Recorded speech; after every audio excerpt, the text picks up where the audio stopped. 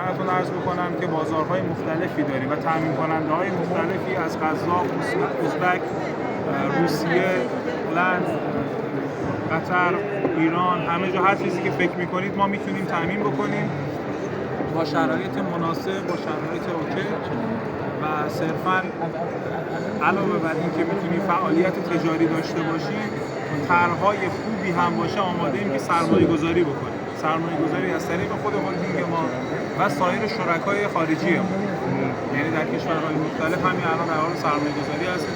در ایران در حوزه بانکرینگ و استوریج ها در حال سرمایه گذاری هستیم و کشورهای مختلفی که بشه فعالیت کنیم.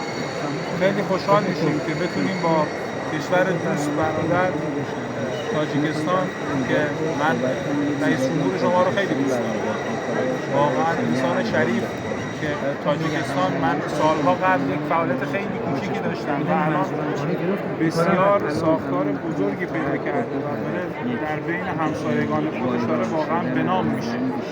بتونیم همکاری خوب تجاری و سرمایه‌گذاری داشته باشیم.